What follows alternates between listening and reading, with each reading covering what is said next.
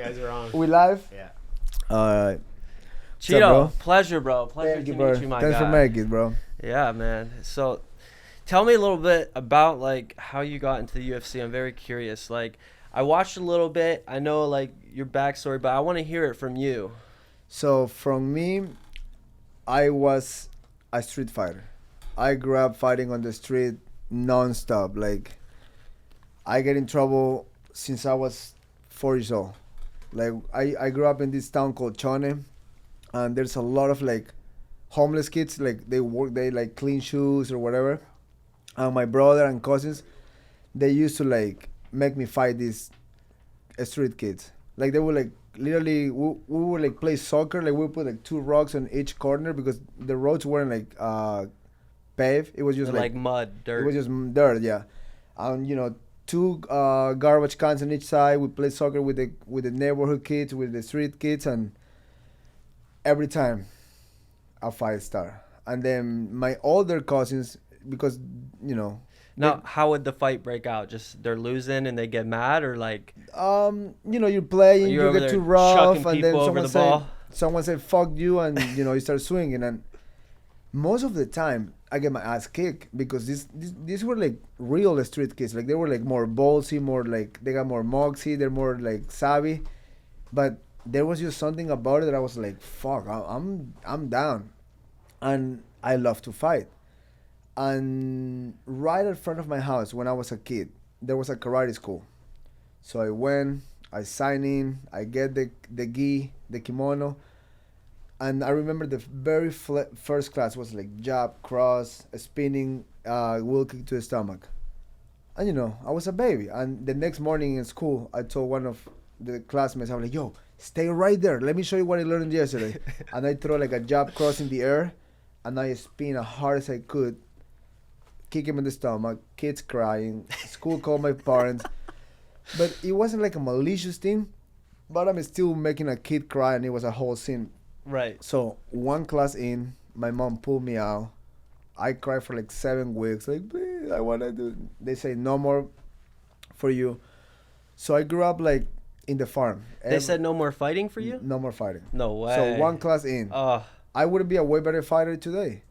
So this was when I was like 4 years old. Then, keep growing up in a farm, all the cowboy shit, milking cows, riding horses. Like, I love that shit. You ever drink cow milk from the titty? Fuck yeah. I did that like a few months ago. I went to the raw farm where they make the raw cheese and the raw milk. Yeah. It's called Raw Farm, the company in Fresno. And then they had all the cows lined up, and sure I came. I grabbed it, and my kids were like, holy shit, you know how to... I'm like, fuck yeah, I don't know how to do this. You gotta learn how to do this, I told my kids.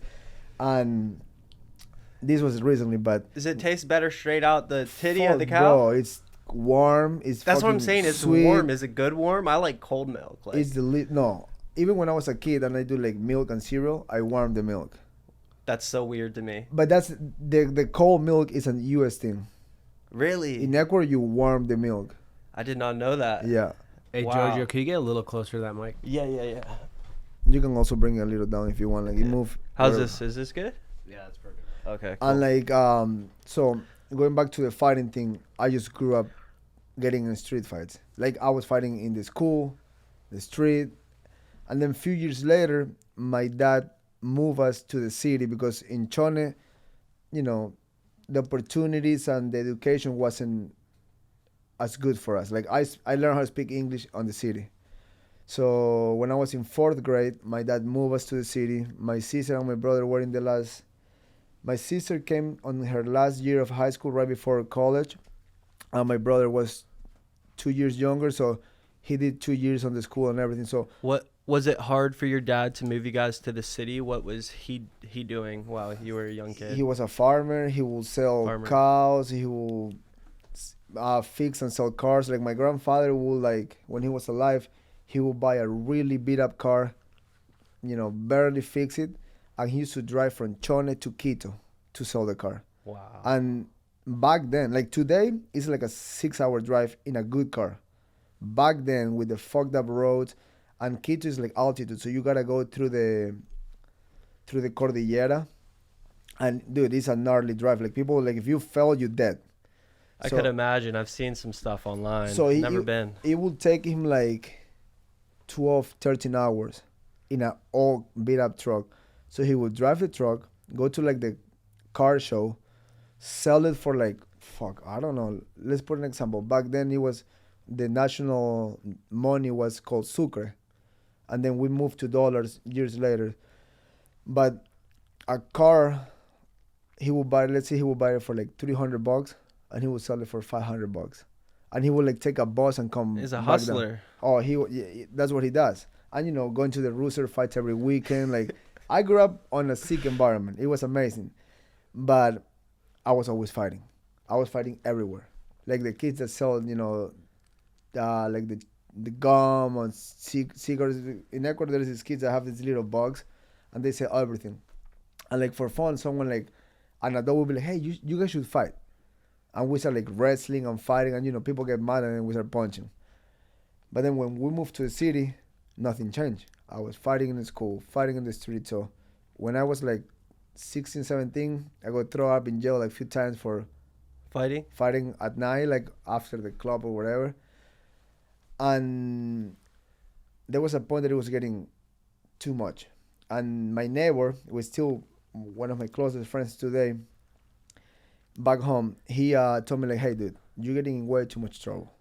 Let's go to this jiu-jitsu gym and you can, take your energy out. And I started doing jiu-jitsu when I was 16 and I got my blue belt at 17. And like this promoter from Quito came to the gym and he's like, hey dude, there's a fight next week. You wanna do your debut? And I say, fuck it. And I asked who I'm fighting. I said like, yeah, a kid like you. You're fighting a kickboxer. You're a jiu-jitsu guy. You both are like under 20. I said, cool. That's gonna be fun.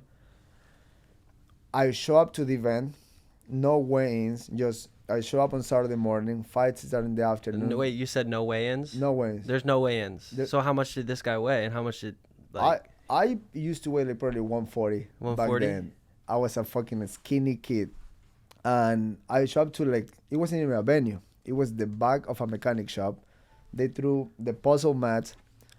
It was just 4 pieces of fence around. The bear war was coming up. People was getting caught. And I was the main event. And I was like, I was looking for the skinny kickboxer kid that I was fighting. And I see only adults, only men in there, like all tatted up. And in the capital, in Quito, it's very hardcore. A lot of metal, so a lot of ponytails. The crowd was probably like 50 people in this like little this bench. underground type? Extremely underground. Okay.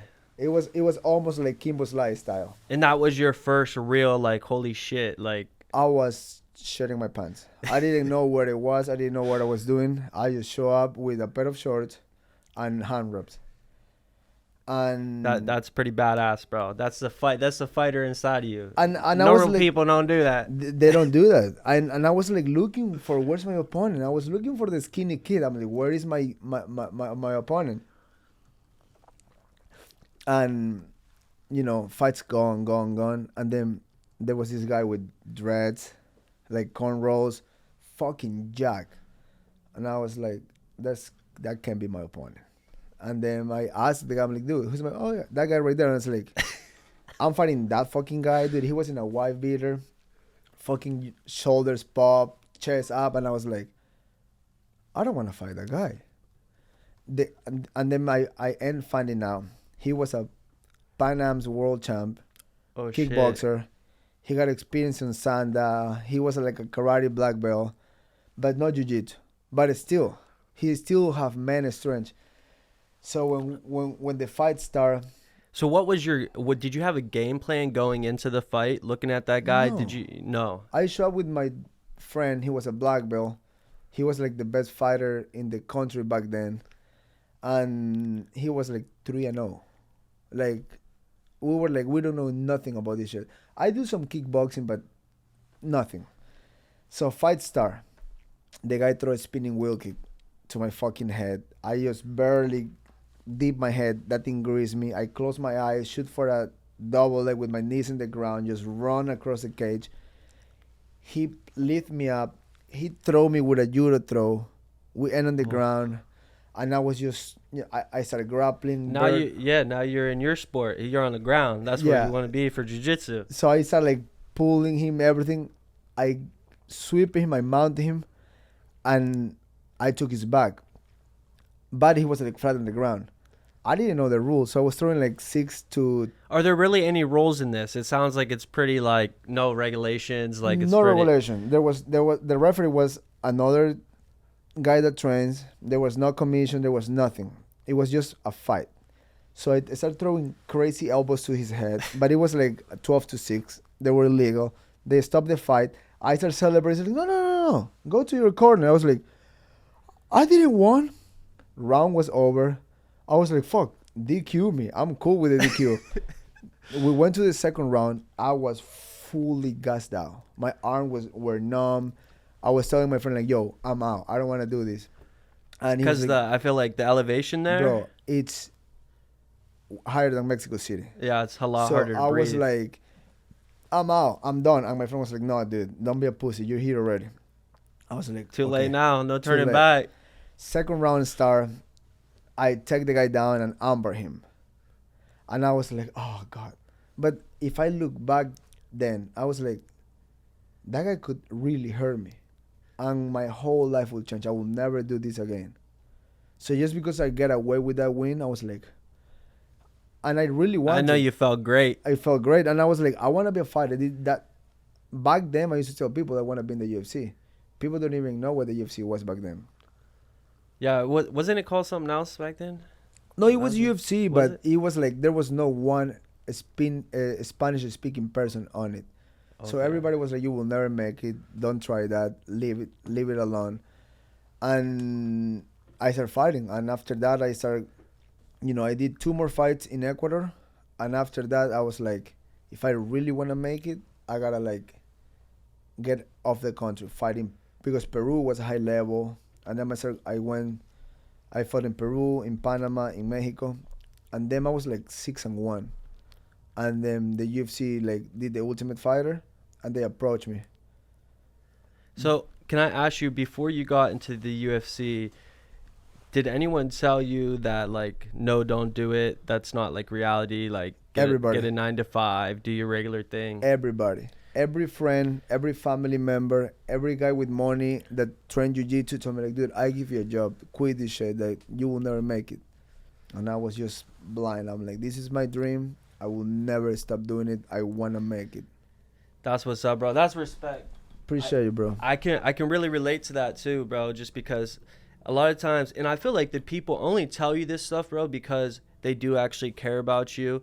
But what they don't understand, what I always try to tell people is like, maybe they can't see what you want to do, or it's a fantasy to them because, that vision wasn't meant for them. God gave you that vision. That's your mindset. Maybe they can't see it. Yeah, I hear what they have to say, but it doesn't mean you have to listen to them. You should always listen to what your heart tells you and what you want within Bro, yourself. it's facts. Like, I used to like literally have the same half an hour because a friend of mine he's the president of the country today.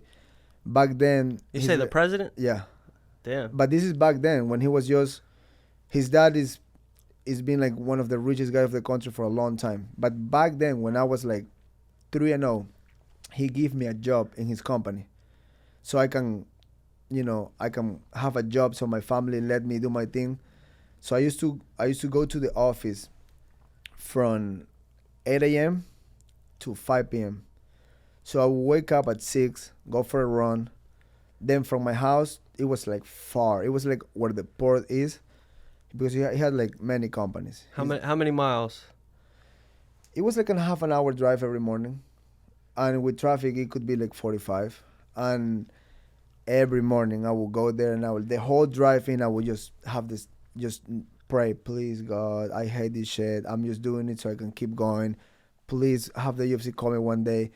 And then once I get to the job, my job was like, I was a paper boy. I have to put these folders in order, like, because it was like an import company. So you have, all these huge containers like CMA, CJO, like you see them in LA. Yeah. All these huge containers were there, and I have to go company by company, and it was like 100 companies. And because I was so, I used to hate this so much. I was used to it for the paycheck, and I would like literally like mess everything out, and all the bosses were like, dude, this kid is fucking up. But the owner of the company, he was like, let him just do his thing. He's not here because he wanna escalate in the company. He just needs to get a paycheck and be able to like afford a few things for his daughter. Because I was a kid and I was just like, I hate being here, but I appreciate that I have to go there. And then So was that when? How old were you when you had your daughter? 17. 17. And then was that your first source of income after having your daughter? Yeah, that was my first like real job. Okay. But I still fighting. So what I would do is like I would train in the morning, and then I had like a break at noon for lunch. I would go straight to a CrossFit gym, train for a little bit, go back to the job, and then every day at 4 p.m. I used to go to the Olympic Center to wrestle with the wrestling team.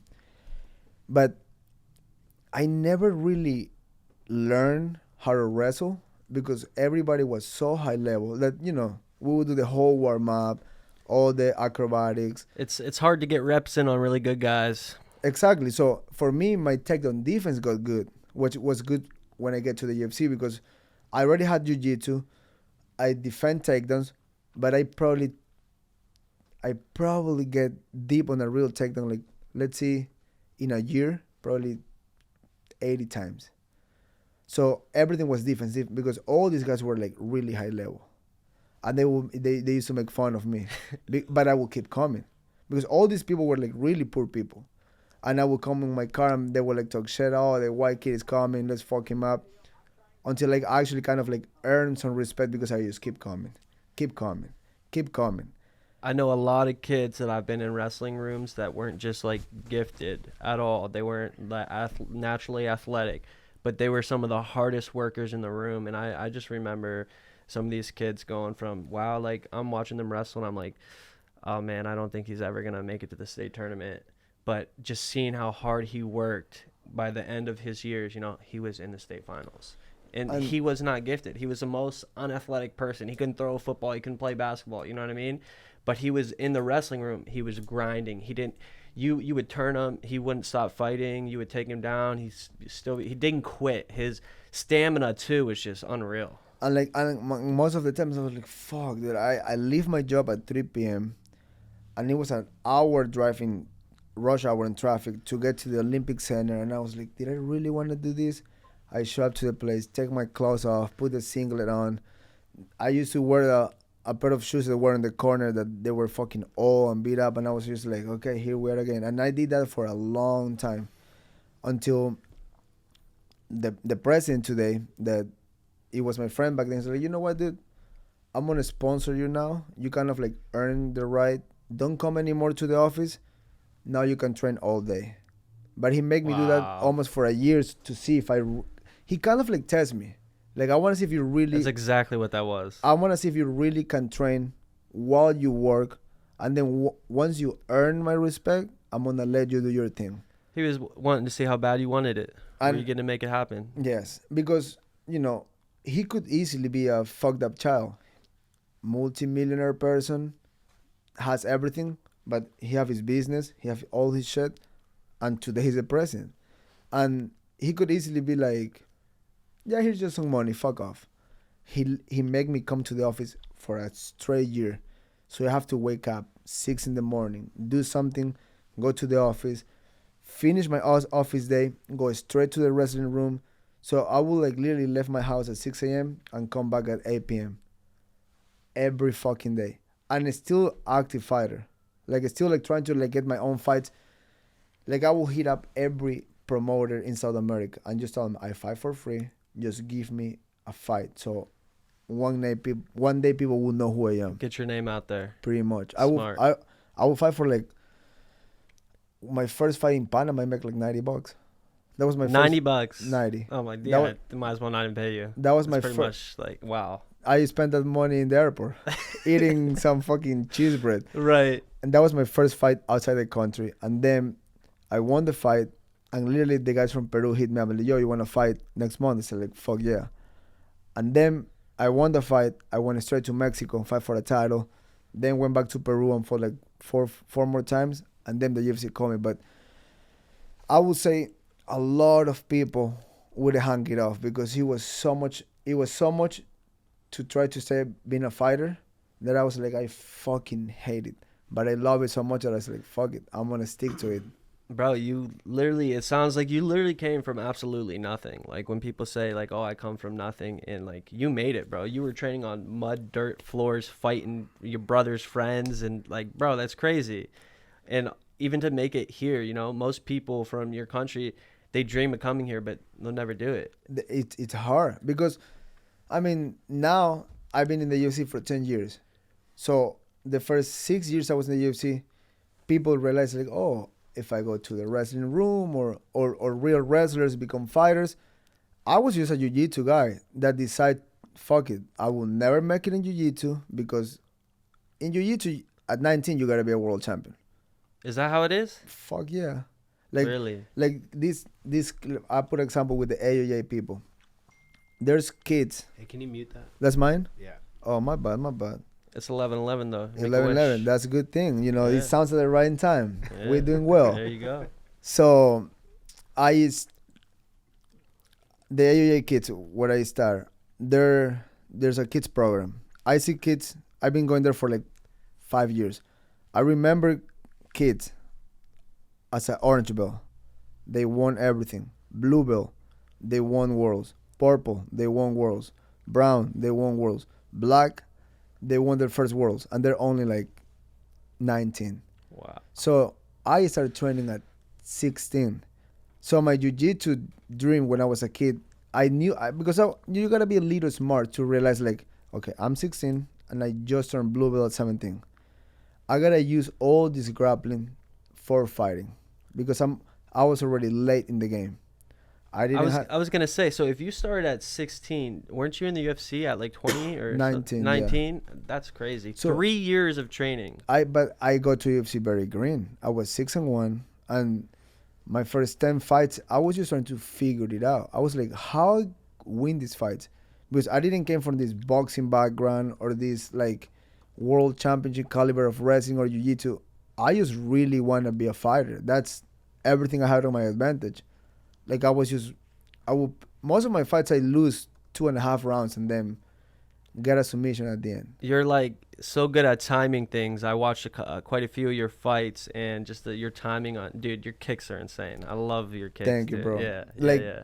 And it was just like, that was like kind of like my rock on my shoulder. I was like, I'm really the one that wasn't supposed to be here, but I just wanted that bad that I will figure it out how to come back. And before I get to where I am today with my coach, that is one of the best in the world. Like I try every coach around. Like I will hit up. I'm like, please train me, please help me, please, just let me come and see what I got. And I knock, and I still on that. I still knocking all the doors to see how I can get better because now that I'm seasoned and I'm experienced.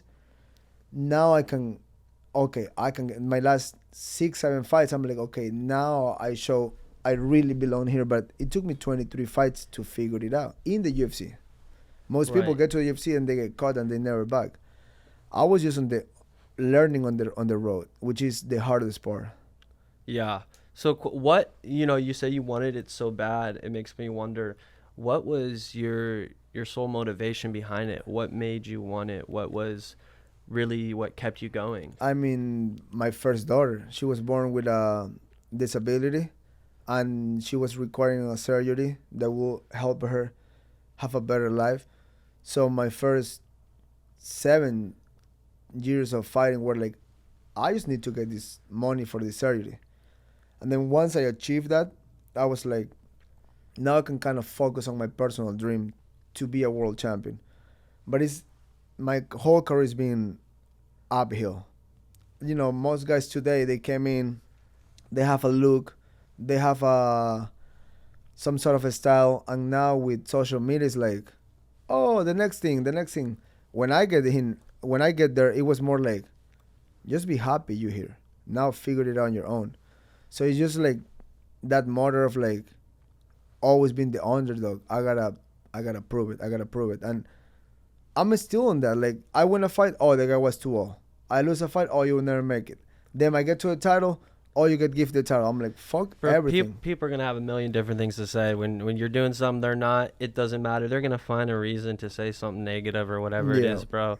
But that's like what I always say. Don't listen to the haters. Don't listen to the no. naysayers. You know what I mean? I done. And they're talking about you, right? So you're doing something right. If you're being talked about, you're doing something right. Well, but that's why I get to the position I am today. Right. I'm really ignoring all the noise. I'm still trying to figure it out. That's Yeah. what people don't understand. We all are still trying to figure it out. Even when you make it, you gotta figure out how to keep it. Do you get nervous when you fight when you Fuck go into yeah. the cage? I mean, Yeah. when I'm inside the cage, I know It's I'm ballsy. more probably just like the walk up to the cage, and then once you're inside, you kind of switch Is- that like, all right, let's fucking go. Is the locker room the hard part? Yeah. And it's how you handle that. The locker room is a gnarly feeling. It's like here we fucking are, but that's what I want. That's what I train for. And my whole life I've been like, I'm gonna figure it out. Like I just don't let pressure or bad times just eat me. I'm like, I know I will figure it out,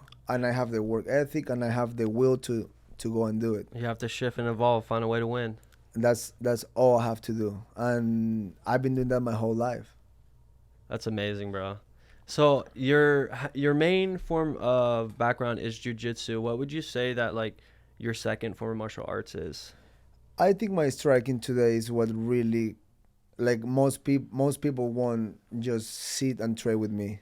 When you say striking, kicks or punches? I say both. I think my boxing got really good in the last few years, and my defense and how calm I'm on it.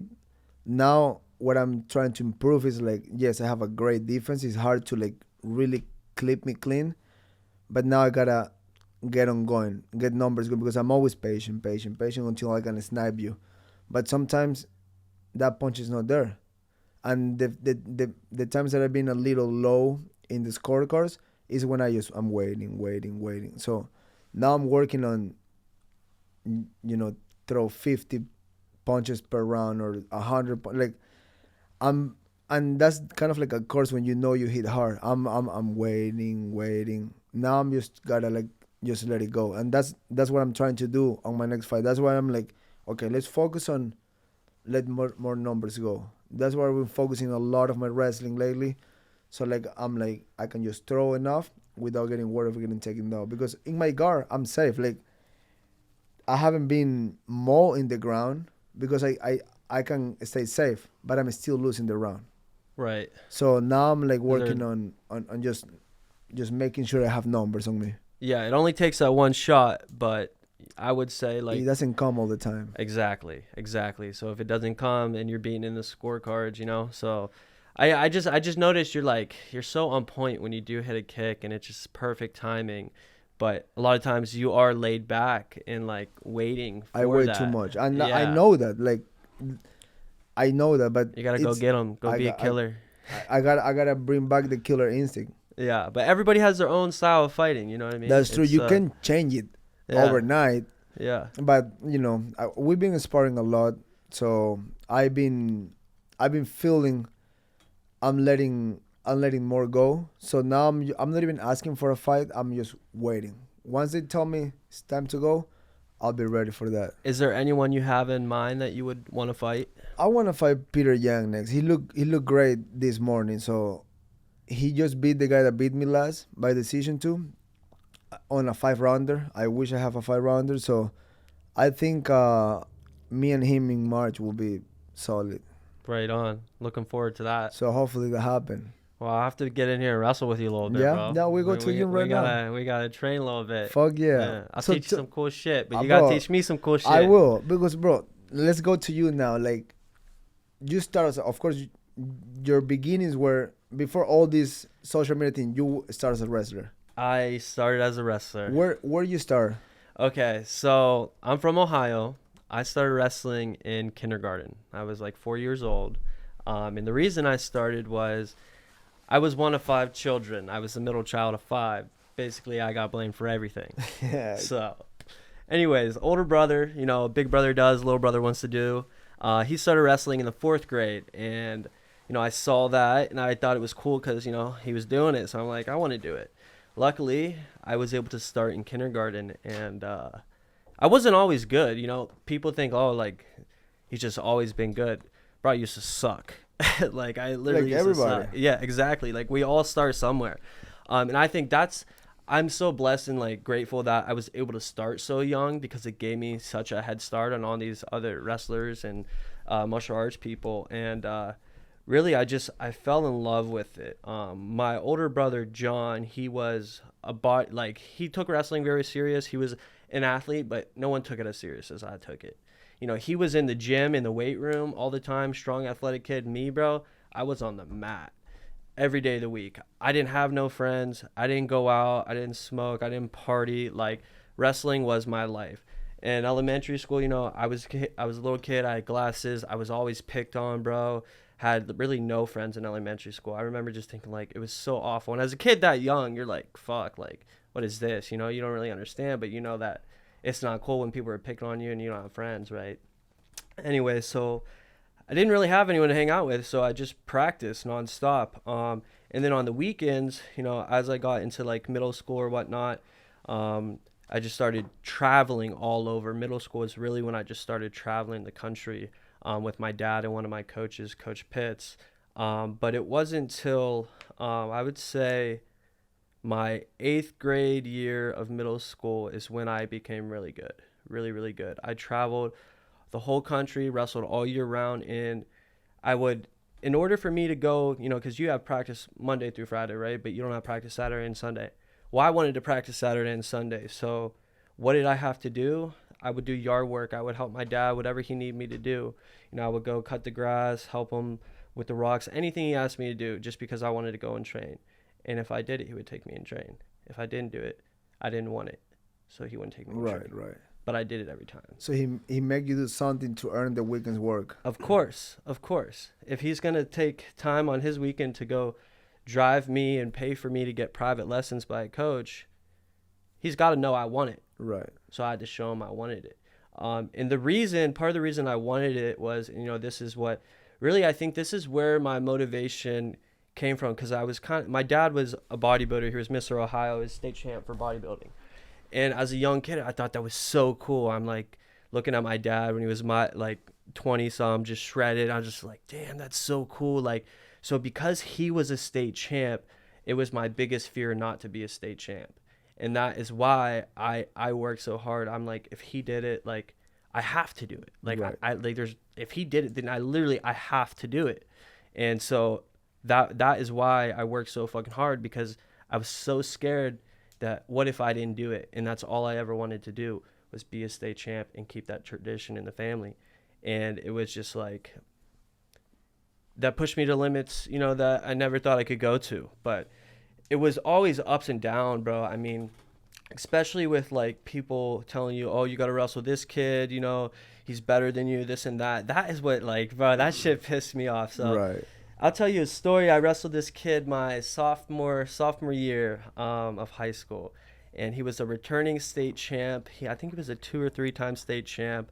I'm a sophomore. He's ranked like 7th in the nation at this time, and I purposely cut weight to wrestle him because I wrestled him the year before, and he beat me by 3 points. I was a freshman out of high school. He was a junior, multiple time state champ already.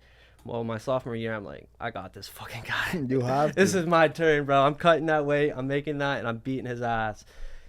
He was ranked number 1 in the state in the weight class at 126. I was ranked number 2 in the state, but I wasn't ranked in the nation. He was ranked in the nation. This is my sophomore year. I beat this guy in an overtime match. The match of my fucking life. The crowd's going fucking nuts. It's right out my high school hometown, in my hometown gym, bro.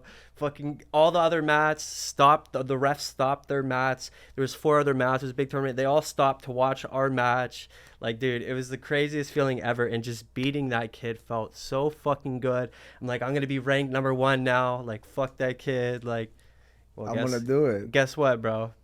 Guess what? I beat him, and they didn't put me to number 1. But he was 1 and I was 2, and I beat him, and they didn't change my fucking ranking to number 1. That happens in the UFC a lot. Like, you see a guy beating, let's say you're number 8 and you beat number 2. they put you number 5. But this is the thing. I was number 2 and he was number 1, No, and number 2 beat number 1. So how didn't you switch that? I get it if you're like ranked number 8 and you beat the number 1 guy in the nation, you maybe move up to like 5 or something like that. Either way, it should be number for number. It doesn't matter. That would be pretty fucking cool. Because they do that in the UFC too. Like we always have that issue. Like sometimes you, let's see, 5 lost to 8 and 8 is still 8. I'm like, it's whoever make the rankings everywhere doesn't make any sense. If you ask me, bro, I think it's all bullshit. It's just somebody behind a fucking piece of paper, a computer screen, giving you their opinion. It is that. That's all it is. And it's also it's all hype and everything. If the people that make the rankings go off hype or what people say on social media, it shouldn't be like that. It should be like math. Numbers make sense. Right. 8 beat 6, you are 6 right away. Like, wouldn't that shake things up? it would be way better. I mean, a lot of rankings would be a lot different. Everywhere in the UFC, in the pound for pound, in all weight classes, it makes like the first time I become 15, like I was on a 5-win streak. I become 15 and I was like, oh my God, thank you God. 2 days later, they moved me out, and I was like, they moved me out without even losing a fight. I was like, why you remove me? That's why it took me so long to get to the top 10, to the top 5, because they just keep like shifting me, and then you lost a decision, and then now I get it. But I was on a 5-win streak, and I got to 15, and like a week later, I disappeared off the rankings. I was like, who took the decision? If I'm like 5 wins, 5 finishes, but it just don't make sense. It's fucking stupid. So what happened in that story after you beat that guy and you didn't become number 1? Okay, so after I didn't become number 1, I basically I didn't know until like I was waiting for it to come up, like the update. I was waiting for it to come out, like, oh, I was gonna be number 1. It didn't come out. I was number 2. That's how it came out again. And so I remember seeing that. I was sitting in high school, and my wrestling coach was he was a teacher at the school. I see that. I'm like, what the fuck? I literally got up out of my classroom mid class. The teacher's like, where are you going? I'm like, I have to use the restroom. I walk down the hall. I walk into my coach's classroom. I'm like, what the fuck is this? Why am I still number 2? This is bullshit. And he just looks at me. He's like, they're saying it was a fluke. I'm like, a fluke? I'm like, what the fuck do you mean a fluke? I'm ranked number 2 in the state, and he's ranked number 1. Just because he's ranked in the nation, is that why they're saying it's a fluke? I was like, I just beat him. Yeah, there's no fluke. How is that a fucking fluke? Like, there's not no only fluke. did I beat him, it's not like I got lucky and I caught him and got a quick pin. I went all the rounds with him into overtime and beat him fair and square. Even if you pin him in the first second, that's not a fluke. It's a win. It's just stupid. It makes no sense. Yeah.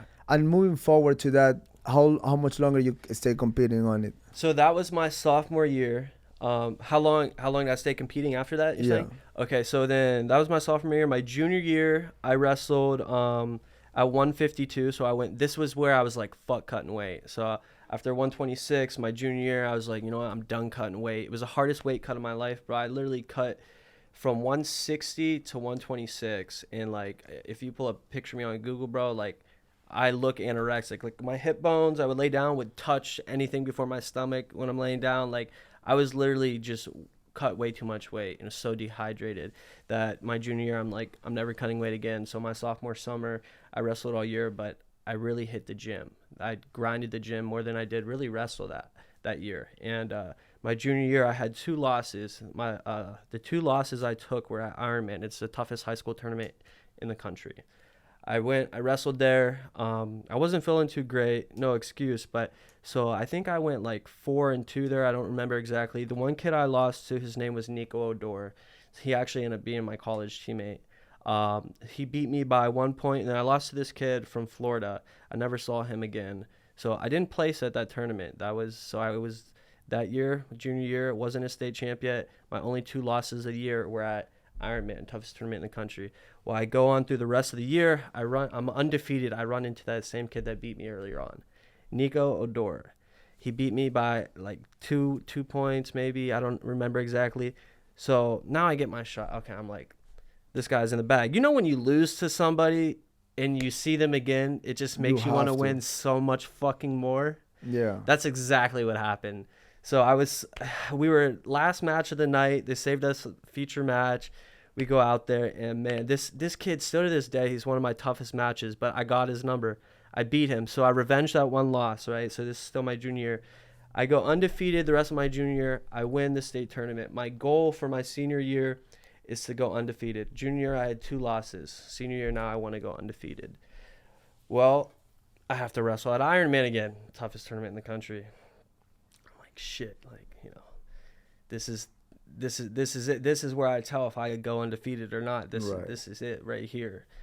And I remember that morning practicing with our warm-up. And so our warm-ups are like full fucking practices before we go and train. Our coaches would make us drenched in sweat, which I personally loved.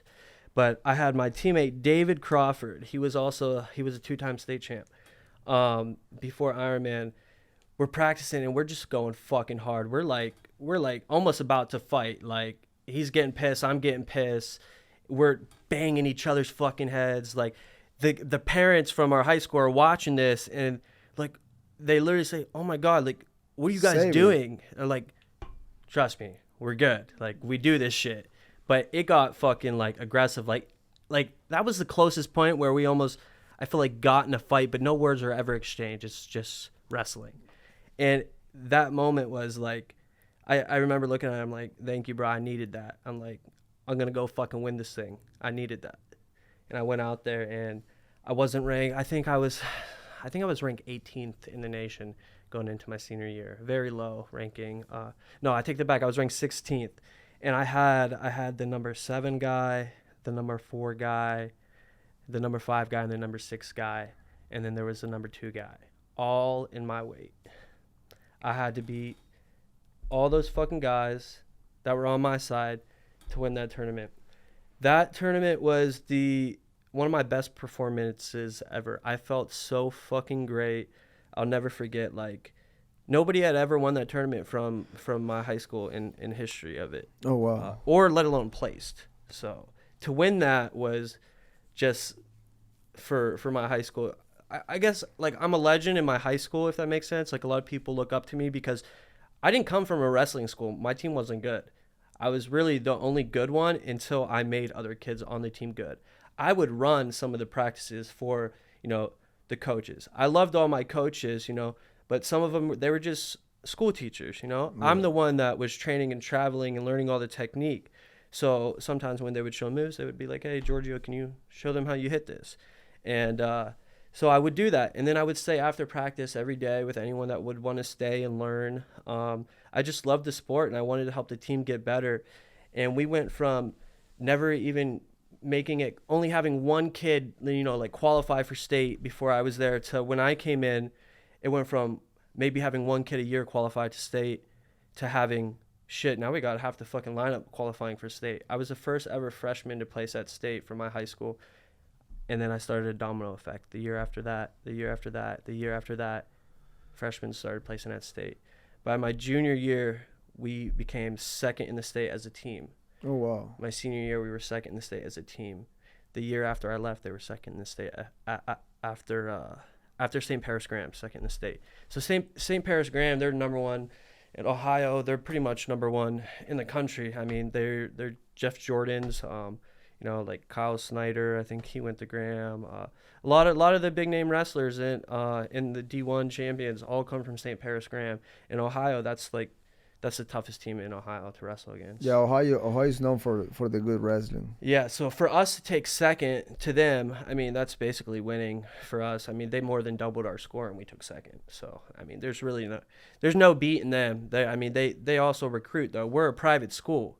We don't have open enrollment. These are our hometown city kids. You guys were like from this is our hometown against people because when you recruit, yes, the school get the credit, but they're not from there. It's not the same. I think the one thing that I really will say about being on the Canfield High School team that I didn't have anywhere else was it was really like a family. We had all the support from the parents. We had just all the support from the coaches. You know, everybody wanted to win. Right. That's why we became so good. Everybody wanted to win. And keep in mind, bro, like I said, they were sending one kid to the state tournament maybe a year. And then I come in there and I run these practices and I train these kids and I made them want to win. I mean, you need that. You need someone with that hunger to feed everybody, and then they can see like, oh, there's a way to get there. It's not just like, oh yeah, we're going against a monster. You need a monster inside to be like, hey, we can do this, and this is how we're gonna do it. Yeah, and it's, to do that, it's not easy, bro. It's not easy, especially like, dude, I remember just fucking before I weighed in for districts, I was my heaviest weight cut. Weight cut for me was the most difficult part. I thought that was the most difficult part because I was cutting so much, and it was just like I didn't have much weight to lose. The practice was fun. That was the easy part. I love that.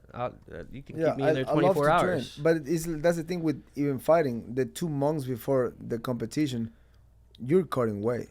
Yeah. Like, I walk around 155, and I'm kind of lean. I wish I can fight at 155. Just show up and fight. But if I fight at 55, I'm gonna get hurt. I'm gonna get killed. If I fight, I'll be a 55er. That's what I think. How much you weigh right now? I'm a little fatter than I like. Like, when I make 35, dude, I need to get almost carried to weigh-ins. How tall are you? 5'8". Oh shit, yeah. So we're the same height. You cut a little bit. Well, so right now, all right. So I'm like 180 right now, pretty fat. When I started the wrestling series, I was 150 pounds. Right, to make 26. No, so when I do my series I do online, when I started like Take Me Down for $1,000, I was 150 pounds. Now I'm 180.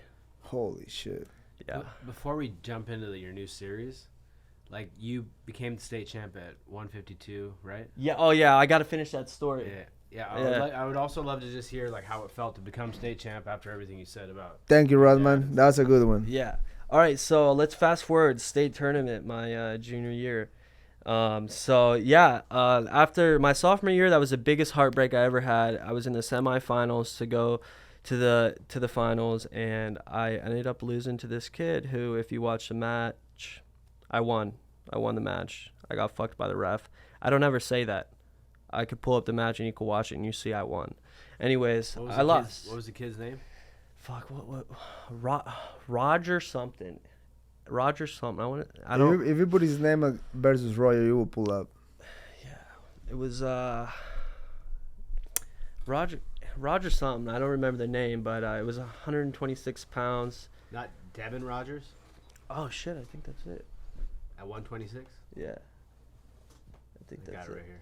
But there's a point in that match where I turn this guy. Is this it?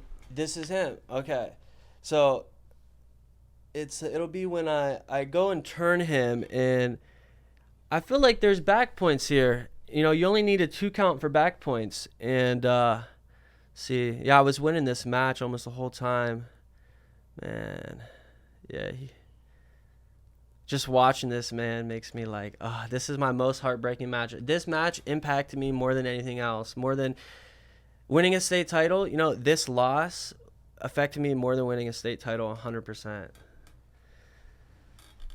Dude, wrestling is so fucking competitive, dude. Yeah, this kid, you know what about this kid too, bro? He was double jointed in his arms. So like when you try and half him, bro, it's like it doesn't affect him. He just goes. It doesn't affect him. Like, yeah, let's see. There's got to be maybe fast forward that. It's a good match, but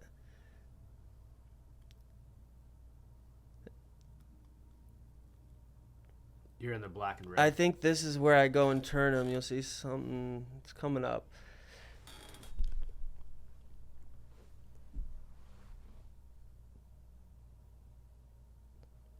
And I want your guys' honest opinion on this when we get to this part, because I'm curious what you guys think. But yeah, man, I cried after this match. This one hurt.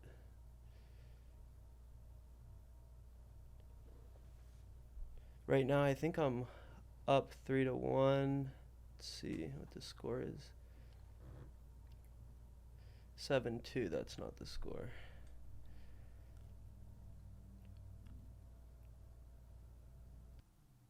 Okay. All right. let's cut this out of the Alright. podcast. Look, it's in there, and now I'm like, That's what the fine. fuck? It We'll just showed me believe you. getting my ass kicked the whole time. It was But- not like that. No, but you were saying this was when everything turned around for you. Yeah, so- this was my biggest heartbreak match ever. I ended up losing this kid by 1 point on a shit call. Yeah, he had some great takedowns, great wrestler. I think he was a 2-time state finalist. Anyways, I won that match. Just go look it up on YouTube and watch the full thing. Sorry we couldn't find it here right now, but it's in there. You wrestlers go and tell us. Yes, and then I'm a fighter. you can call me out online as well. So Exactly. have fun with that. We can fix it afterwards. So that when you became state champ, how did that feel? Because you said growing up you had to become state champ. Oh, it was such a relief, bro. I felt so happy to, like, first off, to win the semifinals, to know that I'm going to state finals my junior year. Like, I was like, oh my God, I finally fucking did it. Like, I won the semifinals. I'm in the finals. That match my junior year was just like the most exciting for me to, like, run up to my family. Like, everyone's going crazy. Like, you made it to the finals. Like, we're so happy. And then when I got to the state finals, I wrestled this kid. He ended up wrestling at Kent State. And he was a really good wrestler. He was a multiple-time state placer. But I remember as soon as I beat him, I ran to my coach. I gave him a hug. Now, if you make it to the state finals, your parents get, like, special tickets to be, like, on the seat floor. That, to me, was the coolest thing. Like, fuck yeah. I mean, it's so big, those type of wrestling tournaments. Yeah, I mean, there was over 17,000 people there the year I won it. It was one of the biggest years that they had. And I just remember as soon as I won, bro, I ran over, I jumped up, gave my coach a hug, and I ran straight to the crowd, which nobody had ever done. Like, they normally just go back up and then, say hi to their parents there. I ran straight into the bleachers, jumped over to the bleachers to both my parents and gave my mom and dad a hug. That's sick. They were both crying, and somebody captured that moment with a photo, and that's my favorite photo That's ever. an amazing. It's like when Jose Aldo was in his prime, he would jump into the crowd. Those moments are amazing. Even just talking about it, bro, gives me the goosebumps. Like, just like, for me, that's like, I've always just wanted to make them happy, and I know how bad my dad wanted me to win. I know how bad I wanted to win. I knew how much effort we put into it and how all the traveling and all the money spending he was doing for me and just all the grinding and everything that he did for me that, he didn't have to do. I'm like, I have to do this. Right. So then I win that my junior year. I told you I only had 2 losses at the beginning of the year. Then my senior year, I won Ironman, which is the toughest term in the country, the one that I had my 2 losses at. I go on the whole year undefeated. I get to the state finals again. I'm in the state finals. It goes to overtime. I haven't had an overtime match all year. So things get harder. Things got harder. Things got a lot harder. I lost in overtime. In your second attempt to win it. The second attempt to win the state title, I lost. My senior year, my only loss. I lost my last fucking match in overtime. Oh shit, that must fucking hurt. I will never forget that match for the rest of my life. For the rest of my life, I'll never forget. And you know what's crazy? I was ranked in the nation. I think I was top 4. That kid wasn't ranked in the nation. Oh, I mean, and sometimes those are the motherfuckers that win it when they got nothing to lose. I mean, that's the pressure that this game has. Like, sometimes someone comes out of nowhere and they just, I mean, the crazy part about it is like your head has a way bigger prize and mentally make them, I mean, you got everything to lose when, if the other person loses to you, it's like, yeah, he's ranked. It's fighting and wrestling is a different animal because Every dog has his day too. That's the thing. Every dog. One day you feel great. Next day you may not feel great, but you still got to fight. Figure it out. And that's the thing that the world doesn't know. That only we know what we go through. And I mean, from experience, I know. Like, I walk to an arena, the whole fucking arena is screaming my name. It's great. Fuck is great, but also you got everything double to lose, and the mental game is a crazy thing. And one day's on, one day's okay, and we just don't know. We just go in there and put ourselves out there. That's what makes us different than most of the world. Yeah. And this kid, he was good. He was a 4-time state placer. And actually, the year I won Ironman, he was in my same weight class. He took 4th. I took 1st. But still, he took 4th at the toughest tournament in the country. So he's not no slouch. He's good. Yeah, we all have our turns. Yeah, I say 9 times out of 10, I would win. But like, I didn't win. I lost in overtime. It's life. I mean, it happens. It happened to everybody. I mean, we see it happen. Ups and downs, bro. Roller coasters. It's a roller coaster, and from there, the competitive wrestling keep going, or you kind of like move into something else. Yeah. So that match, actually, so the match we just watched and the match I lost my senior year, I will say that my sophomore year match affected me more than my senior loss in the state finals, just because my sophomore year, I wanted it so bad my junior year too, which I got it. And senior year I wanted it too, but I've never wanted it as bad as my sophomore year. I've never done everything so right my entire life, not cheated one corner, everything just fucking on point, believing I was going to win the whole time. And, you know, like I said, that match affected me more than losing the state finals. It's just... It's just the way life goes. Sometimes it's... I mean, sometimes we just don't know how good we did everything prior to that until the day of. And I feel like I'm always pushing myself, and I'm always trying to like seeing what's good, what can affect me, trying to stay focused. But you know, it's life. Like one day you got more obligations or you got more shit going on.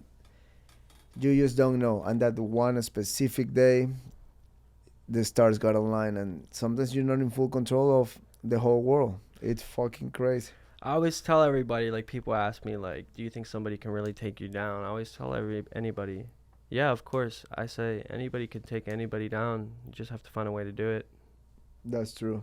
How did Take Me Down for 1,000 buckets start? Because that's how all right, we'll get there. I get to find you there. Okay, so after the high school, after that, I went to college. I went to Cleveland State. I got freshman of the year, full ride scholarship. After that, I redshirted my sophomore year at Cleveland State, which means like you get an extra year, but you don't compete with the team, but you still wrestle. And then junior year, I transferred to Rider, which was they were both D1 schools. We were top 5 Rider that year, and then I transferred there. I dropped out right after the first semester. I moved back home. I coached my little brother on the high school team, which was a dream I've always wanted to do. I've always just wanted to be able to give back to my community, but more so like my family, my little brother. So my parents, when I dropped out, they weren't really like sure what I was going to do. I got a job working for my uncle. You know, at that point, I just wanted to make my parents happy. So I got a great job working for my uncle. I became the head coach at the high school team. Well, head assistant coach, but at the high school team. Got to coach my brother for a year. And the reason I dropped out was I wanted to do social media. This may sound kind of stupid. You're like, you had a full ride scholarship. Why would you drop out? You're such a good wrestler, right? And yeah, it shocked a lot of the wrestling world that I did drop out. They're like, what the hell? Where'd that kid go? But if you remember earlier, I was telling you my dad was a bodybuilder. He was state champ for Ohio. So I was always super into fitness too. And I'm looking at all these fitness influencers online, and like what you see online, yeah, it looks cool, but there's like, it's not always truth, you know, what you see, you know, there's a lot going on. So my thing was like, okay, I'm going to drop out. I'm going to coach my little brother, and I'm going to move to California and chase my dreams, being a fitness influencer. The hardest part about moving from Ohio to California to start this was I had to make a decision. I had coached my brother on the high school team his junior year. He was now a senior. I was like, well, like, fuck. Like, I coached him. I always wanted to do that. I really wanted to coach him his senior year too, but I felt like I had to be a little selfish for myself. I felt like if I didn't get my career started now, then maybe it would be too late, because I had all those people in my corner already telling me that you shouldn't do it. It's you need to come to reality. That's a fantasy life. Right. And so, you know, whatever. I was a coach. I was working for my uncle. I was getting comfortable, and I started to question, like, you know, I don't really need to do that anymore. And that scared me, because that's what I always wanted to do.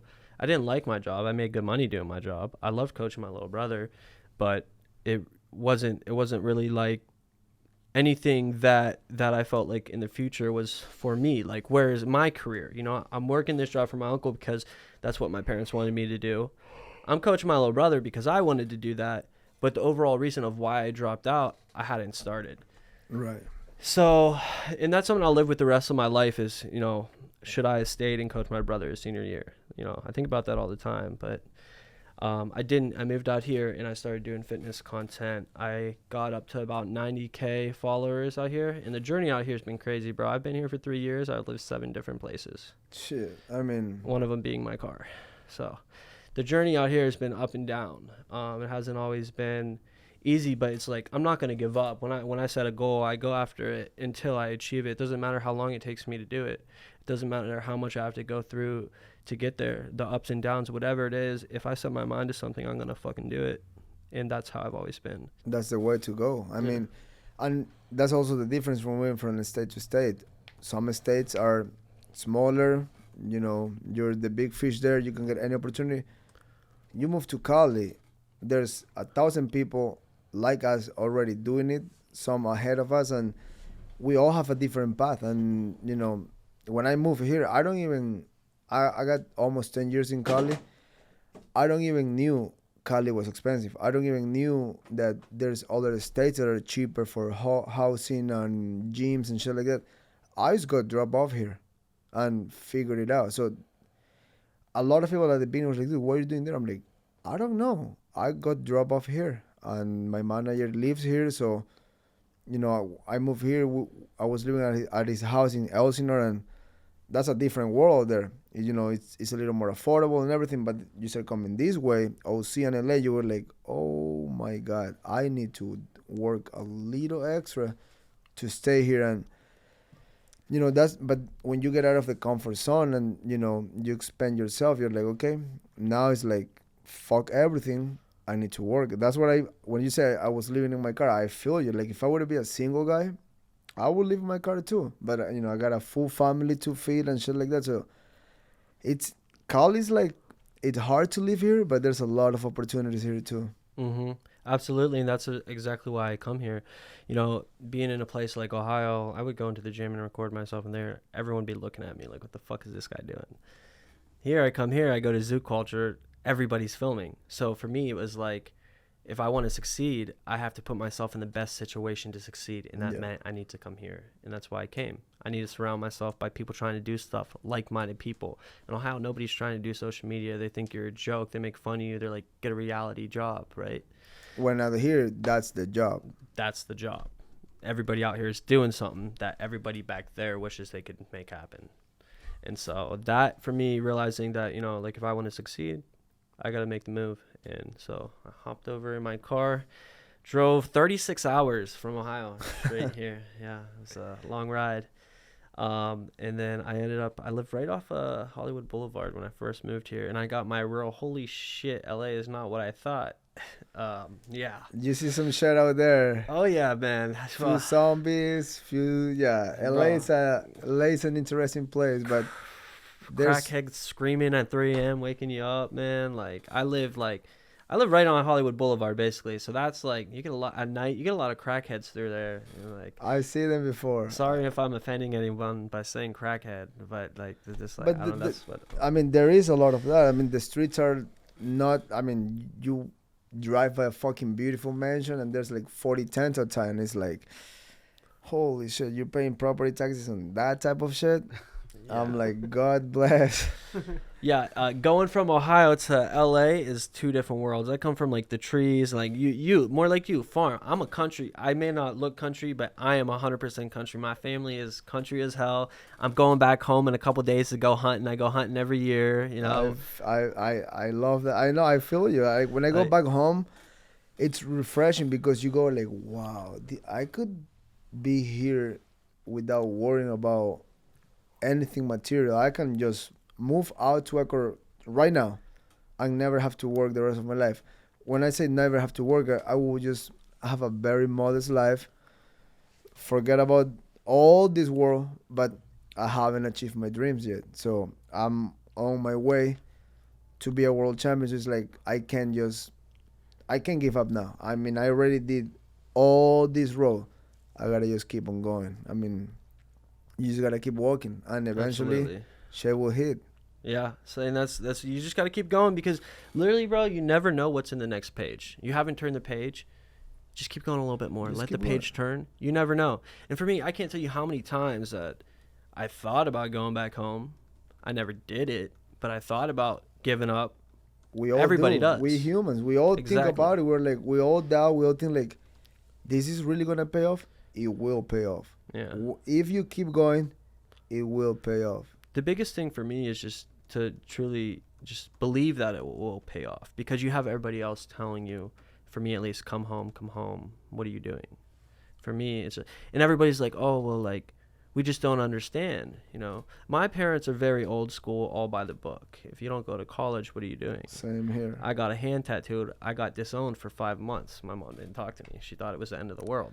I did the same. I did my hand and my neck before I did my arms.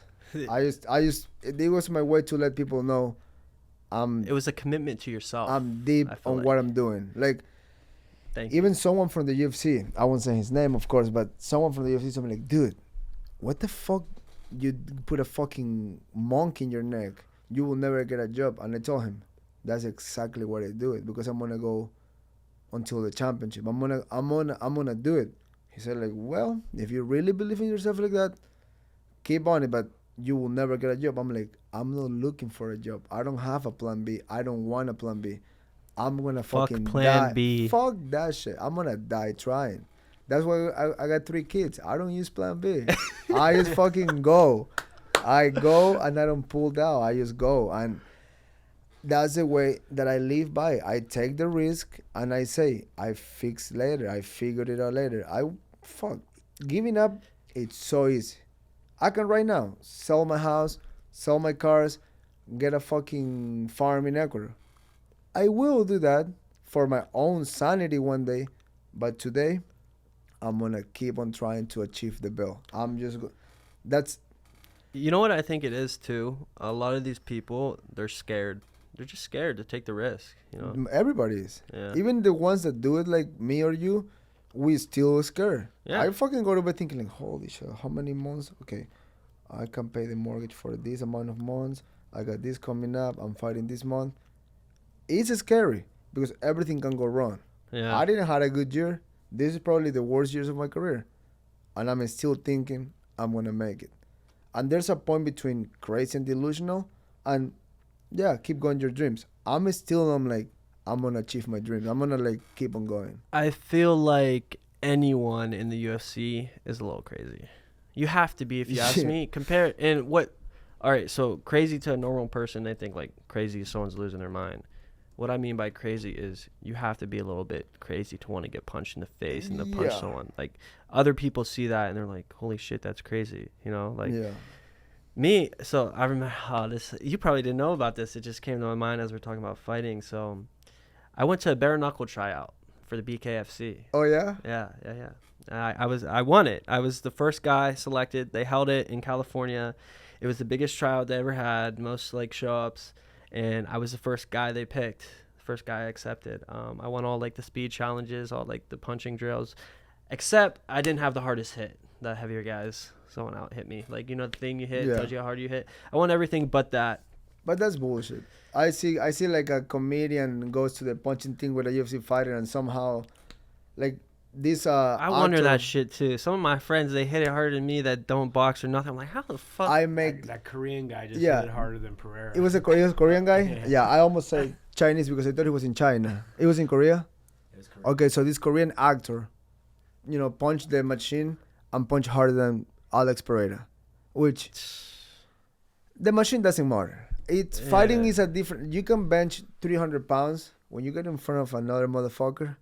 It's not how much you bench. It's how mean you fucking are, and that's I what like it that counts. how mean you are. It's Yeah. is It really, you gotta have that as a fighter. You gotta have that fucking killer instinct, you. and that's something that some of my coaches would get mad at me because they thought like I had it too much. But like, bro, I'm trained to be the best guy. I have to have that instinct. You know, I'm not gonna fucking ragdoll a kid it's his first year. That's Right. not who I am. I would but never do that against a but- good guy. I'm fucking going. Yeah, hell yeah. It's war. It's a fight. Yeah. Yeah. Like when I'm wrestling like really high level people, will never say I'm winning, Yeah. but I fucking keep getting up and say fuck it. Right. Getting tired, we all tired, but might as well. For me, I would install like a theory in my head before I would wrestle. So for me, I would always think about like, okay, somebody's trying to hurt my family. Somebody's trying to harm my little sister.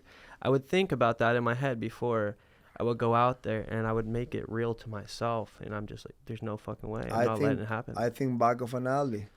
There you go. I'm in the back of an alley with my family, and this guy pulled a knife. I'm not gonna say like, dude, I'm fucking sore from sprinting last night. I'm killing you. I'm taking your knife and putting up your fucking eyes. Right. I'm not gonna be like, hey sir, I'm a little sore from the sparring. Can you come yesterday to try kill my family? That's I always think back of an alley. I'm in the back today. I'm in the back of an alley. A lot of alleys in Ecuador. Yeah. Yeah. Everywhere, right? Right. But like Be careful. that's my thinking. Like I'm walking to the cage. I'm like, this person's gonna take everything away from my family. It's me or him. Fuck it. I love myself a little more than I love you. I'm gonna fucking go through you, and it goes back to it's all mental. Like if you're not on, it just slips from your hands, and it happens. Right. Like sometimes I walk out of the cage lost in a decision. And I'm like, okay, I'm not gonna say I could do better because I could do better in there. It's just I'm gonna take this experience and try to let it sit on my guts and go back to the gym and re-experience it and be like, this is not gonna happen again. And we don't wrestle every weekend. We don't fight every weekend. We don't fight every month. So sometimes you gotta sit with that feeling for a few months until you make it right again. And that's the hardest part. Yeah. Because in fighting, we got guys like Max Holloway. At some point, 15 fights in a row. They lose one fight. This. I'm like, fighting is way too crazy like that. And you have to wait till the next one. You gotta sit with that feeling and just wait to make it right. I fucking hate that feeling. Losing. So like when I wrestled, I ended my last high school career match on a loss. That's something that like, bro, I'll never get rid of that. You know what I mean? So it's like, until I win again, maybe, but like that was my last high school match, so that will always be there. I don't have one more match to be like, okay, let me just win this match, so my last match I won. For me, I'm always gonna remember I lost that last fucking match. You can fix that shit, and it's how you handle it. I mean, it's a crazy roller coaster. But how many people in the world get to experience it? Right. You won the state for the rest of your life. You won a state. That's what I want to be for the rest of my life. I got to the belt. I not just go to the belt. I won the belt, and I haven't do it. I won't go to sleep until I do it. Right. So it's just a matter of time. Yeah, and I remember fucking getting that second medal, and I was pissed. Right. I wanted to throw it away, but when I realized that I should be grateful that I was able to even get second places, Right.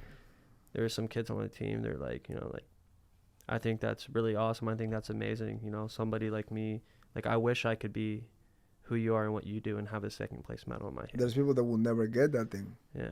Like they would train for their whole life and they won't even get close enough to second. So yeah, that alone separate you, and that's probably the main reason today on the second goal, in the second career, you do well because you already know what it feels to have it, almost have it, and lose it.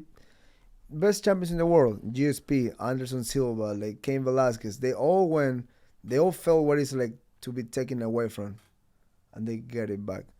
That's more special than just won the belt and be like, bye, I'm out. Yeah. Because like that, you don't know how far you could go. Right. You know how far you could go. That's why today you do well with the content creation, because it's not easy, that word either. It's a lot of people can call it dumb or weak or whatever. Go and do it. Put up a video and make it shine. Go, and a lot of people make one cool video. How about do one cool video the whole time? Right. So how you enter that world? You start on fitness, Yeah, so when I moved out here, I started on fitness content. I was actually this is gonna sound crazy. So my goal, one of my things that I moved out here for was I wanted to be a sponsored athlete by Raw Gear, Bradley Martin's brand. Like I just thought that was the coolest thing. I was like, yeah, I want to be an influencer. I'm gonna go for Raw Gear. It took me forever to figure out the game of social media. It's a hard thing to do. Once I figured it out, I got my Raw Gear sponsorship. It wasn't what I thought. So I had basically achieved what I moved out here to do, and I realized it wasn't what I thought, and the money didn't come with it either. That happens a lot. People think you have 100,000 followers on Instagram, you got 100,000 or more in your bank account. It doesn't necessarily translate that way. You can make it that way by different brand deals and monetizing, but it's not everything you see on social media isn't what it seems. Is how I feel. So yeah, fitness content, been out here for 2 years doing fitness content. I started to miss wrestling at this point because I hadn't been on a mat in 2 years. Like, I've been out here, I hadn't trained at all, just going to the gym, working out. I started to miss wrestling content, and actually, I just remember one of the people I stayed with while I was living out here through all this, when I was making the content, was I had my ex-girlfriend. I was living at her place. She paid the rent. She was, I guess basically you could say, a sugar mama in a way. What a wonderful lady. Yeah. We're gonna bring her back. No, that's all right. It's more to the story, but anyway. So I was living with her. She was paying the bills. I was doing the fitness stuff, and it was like, she lived this lifestyle that was very lavish, and she drove a Bentley, bulletproof windows. Like, now she drives a brand new G-Wagon. She had all these crazy purses, and it was a good relationship for what I needed to be able to be in LA and get to where I wanted to be. It was a very toxic relationship, but it made me it really made me work harder when I left. So we broke up. So now I'm on my own again, and I grinded. So that was a scary moment for me. So I actually ended up I went hunting, right? And we broke up while I was in Ohio. I told her, all right, just put all my shit in my car. When I get there, I'm just going to leave. So that's what happened. And then I stayed at my buddy's house that night. I got an apartment the next day. And that's when I was like, all right, it's time to start wrestling people and do what I came here to do, because I always had in my mind, I want to be in the UFC. You probably didn't know that. Okay. So I was like, how do I grab some attention, right? And at the time, I was broke. I had no money. She was living this lavish life. I got motivation from that because, she wanted me to be successful. I wanted to be successful, but I didn't really want to be successful until I seen that lifestyle, and I no longer was in that lifestyle. And so it was just me again. I'm like, fuck, like, I'm now motivated as fuck to go make some money. But not only that, it brought the fucking joy of wanting to fight again. And that's when I went to the bare knuckle thing. And I had always told her, she'd never seen me wrestle. She knew I was a wrestler. She'd never seen any of my videos online, never posted a wrestling video. I was just fitness content. She had no idea what I can do. She was the type of girl where, like, she would, like, a guy at the bar, like, bumped and she was like, are you going to just let that slide? I'm like, you have no idea what I can do to that guy. Right. Keep in mind, this guy's a lot bigger than me. Doesn't matter. But I'm like, I look at her, and she had no clue that who I was, like, with my wrestling, what I can do. And she was the type of girl, she was a little bit bad, definitely. She, like, enjoyed, like, when people fought each other and shit. Was not the best. Not the girl you bring home to mom. Not the girl you bring home to mom. So she would, like, kind of provoke some things. Like, she would, like, want me to do bad things. It was, like, kind of crazy. And she just loved when, like, people would, like, get aggressive. It was so weird. And me, that like, makes her horny, bro. You don't know. You know what the greatest thing is, bro? I never showed her that, like, that I could. She never knew I can fuck someone up 3 times the size of me. And for me, that's the greatest thing, because I always told her too. I'm like, one day I'm gonna be in the UFC. I was like, I may not have money now, but I was like, one day you're gonna be watching me on TV. Now, keep in mind, that's just talk. She never seen me throw a punch, never seen me wrestle, never do me anything. She didn't know that side of me. That was not existed on the internet yet. Right. I was just a fitness kid that moved from Ohio and met this hot LA girl, you know. Anyway, so that motivated me to get back into fighting and wrestling. My goal was always to come out with the wrestling series, but I wasn't going to do it till I hit 100K on Instagram. My goal was to get 100K followers from fitness content. I was at 90K followers. Then the 1 year anniversary at Zoo Culture comes up. I'm like, okay, this is my fucking time. I'm going to make my son. I'm going to get my shit together, and I'm going to go make this video, and I'm going to get Bradley to wrestle me. Well, I did it. I went there, wrestled like 4 or 5 kids. I asked Bradley to wrestle. He didn't want to do it.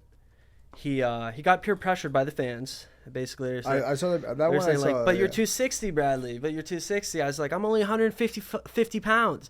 And right when I say that, he like turns his head. I'm holding the sign. He like tries to throw my head down, and I get on his leg. I was trying to get him to come to the mat. We did this right in the middle of the gym floor. I go to like take him down, and I land on my fucking head. All of his weight right on my head. I like blacked out, but I come back together.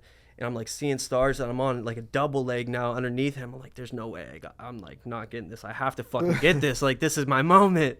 So I suck it up. I give it all my fucking strength. I get on a double leg, and I rotate him. We spin a little bit. I rotate him to the side. We ran into the bench and stopped. He's lucky we ran into the bench and stopped. I love you, Brad, but if you get a wrestler and I get on top of you, you're not getting up. I mean, but for the little bit, like, he got some athleticism. Like, he should train a little bit. Yeah. Because he always make the question, like, who wins? Because I did his podcast, and he I seen that. You said I will kill you. I think I will kill him. I will take your guts and play with them. I seen that.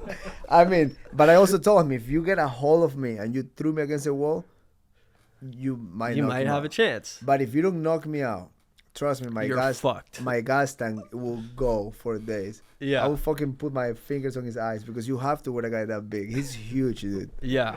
He should train. He should train a little bit. He wanted me to teach him some wrestling stuff, but for me, it's like he wants me to teach him wrestling stuff, but he doesn't want me to put it on camera. He doesn't want me to record it. I'm like, bro, like, I'll teach you, but like, I'm gonna take my time out of my day to teach you. You should let me record it. Let me create a little bit of it. Yeah, like, I'm not asking you to pay me. I'm not asking you to pay me. I'm not asking nothing. Like, bro, I would love to teach you wrestling. Yeah. But help me out and let me record it as well. Facts. But he doesn't want that. Dude. Yeah, come on, Bradley. Get your shit together, but let the kid fucking record a little double leg on you. Let me show you how to take somebody down, man. That motherfucker is huge, dude.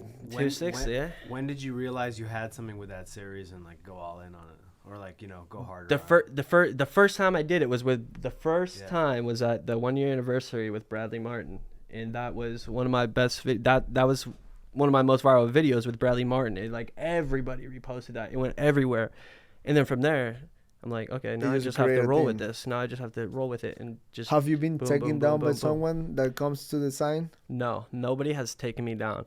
Everybody's in my comments are like, oh, he doesn't post when he gets taken down. I'm like, bro, I literally haven't been taken down. I have not been taken down. I saw few jiu-jitsu guys, but those ones won't take you down. I don't think a jiu-jitsu guy can take me down. No, they won't. Do you think you can take me down? I don't think so. I think we fight, I might crack you. I think if we fight, yeah, you could probably tap me out or knock me out with a kick. Tap you out. It depends because most wrestlers have really good base. Yeah. It would like probably take me a while to get. I mean, it will be easier if I dive under a leg and go for a heel hook. And most wrestlers, and I saw your shit, you're very athletic. You might jump fast, but also if you jump to the wrong side, you might pop your knee on your own. And if I'm talking about real competition, and then I might be able to, like, you know, once you're hurt, you're gonna be all walking where I might be able to catch a submission. But pure wrestling, I know I won't take you down. That's a fact. I will shoot, but I know I won't take you down. I mean, maybe against the wall, because it's a different sport against the wall, but it's still like you're high level. It's not gonna be. I know that. I keep it pretty real. I appreciate that because a lot of people on the internet think I just wrestle for social media. And they have no idea. I search you like you're a real wrestler, and I train with real wrestlers. Like my guy Danny, he coaches in high school and shit. Him and his brother are like good teachers, and he always bring like really high level like kids like D1, or sometimes he bring like really small guys for me, like 145 pounders, but they still so high level that they're gonna get in my legs. Yeah. And then in the ground, because of jiu-jitsu, I'm able to like recover my guard and like push them and get up again. When I feel the most success against pure wrestlers, not guys that understand MMA, is against the wall. Because against the wall, you can get deeper and it's hard to sprawl. But Right. even the high level ones, You could kind of suck them in on the wall. yes. But Yeah. the high level ones, it's still wrestling. I mean, most people don't give credit to wrestling, but wrestling is in MMA today, it's probably The most dominant. most dominant. And if you have any knowledge of defending arm bars and your neck and your legs, and you're more dominant with wrestling, that wins all day. Because sometimes I grapple extremely high level, like ADCC guys, and I'm able to survive. They beat me by points, they control me, but my goal sometimes is like, okay, I'm gonna try to don't get tapped out. Even if I get tapped out once, that's a win for me because I'm going against someone that grapples every day, 4 hours a day, while I'm doing boxing, kickboxing, running, lifting, because I gotta do everything. You know what the difference between, I think, somebody like you and me and somebody else is that me and you will put ourselves in the harder situation to go against a better guy, whereas other individuals will dodge the better guy just for the win. Most of the times, I bring guys like they're like years ahead of me on jiu-jitsu and wrestling, just to feel that pain in the gym. So when I get to the fight and let's say I get taken down or someone's getting close to my back, I'm like, I've been here 100 times. Right. And it's okay. I might lose these 2-3 minutes of the round, but as soon as I get away from you and we go back to the striking, you're gonna be like, oh fuck, I was close to tap him out. Now he wanna fucking crack me. And that's when I get the most success. When I get off me, now I'm gonna fucking come at you. And but there's also an evolution to that. Now I'm trying to get, because I'm really good in my guard. Is that your best? It's my your best most in grappling. comfortable? I Yeah. I control good arms. I hate guard. I love there because That's when you like lock my leg in the middle, like I'm trying to pass guard. yeah, Dude, I hate that position. I get good there because I get a hold of your neck. I try the submission, and then when you pull back, I get up. And Yeah. now we have to fight. But now I'm trying to get better at me taking someone down, and not just the takedown, because in fighting you can grab a kick and you're in the ground. Yeah. I'm trying to get strong on the top position. But when you go against high level grapplers, they just spin under your legs, and now you gotta defend heel hooks. That's like a different sport. Yeah. Like There's- the leg work, it's like now you're like, there's so many variants to like how to trap the tights, go for the knee, go for the heel. That's another fucking class. So it's Yeah. like, it's just the game doesn't stop. Never. There's never an end. I was thinking earlier that there is never an end in fighting, in combat sports. There's always somebody that can be better than you. There's always something new to learn. Like, there's literally no end. You can never be good enough. Exactly. Like sometimes, like, I protect my neck pretty good. I protect my arms, but then now they couldn't tap me here. They go for the legs, and it's like, I gotta fucking get a grip on your neck so you don't go for my leg. And yes, I get out sometimes, but most of the time they're so high level that it's like, fuck. Yeah. You can be the best guy in the world and have a shit day. Just because you're the best guy in the world doesn't mean you're going to perform 100% every time. It's not like we're AI where you can perform to your best every time. Exactly. It'd be pretty fucking dope to have an AI little switch and be like, okay, I'm Yeah. at my 100%, and all my skills I worked for, all I got to do is just switch this button and they'll be 100%. But it's not like Right. that. Sometimes you may be the best and you flip that switch that day, and it's like you're at like 70%, of your best. It is what I mean. That's the truth. Have you in one of your videos have you run into like high level wrestlers? Yeah. Oh, so, bro, they pranked me. They pranked me with this kid, Joey Cruz. He was ranked number 2 in the nation, number 1 in the nation for 2 years in a row in high school, and now he wrestles at Iowa under Coach Brands. And Iowa and Penn State are basically the two best. So you're almost retired doing videos, and he's like fresh off the I'm mats. over here drinking Happy Dad and smoking weed, and he's in his prime training every fucking day. Who brought it to you? So Andy, the owner, the CEO of Creators Inc., which is actually how I got into Creators Inc. is because Andy is a state champ wrestler. He saw my content, reached out to me, loved that, and he brought me over. We hit it off, and like they don't bring anyone in there. He brought me in, and I think that was just because wrestlers understand wrestlers. Right. We understand what we go through. It's nobody does what we do. So The he work. knows you need a little push, and he's like, "Come here, let me show you the road of this world." Exactly, bro. That's exactly how it And was. also because he's a wrestler, he's a dick, so he brought this state champion kid. Yeah, I feel like for him too, it's like to know that he has a tough kid, a part of his crew, that if anything ever goes down, you know, like he knows that I'm there. I feel like that is also part of the reason I'm there, to protect like the house, the team. I live in the house with the team of, we got like 5-6 of us. We got camera guys, podcast guys, just everything in between to make stuff happen. Some of those guys, if something starts, they might cry.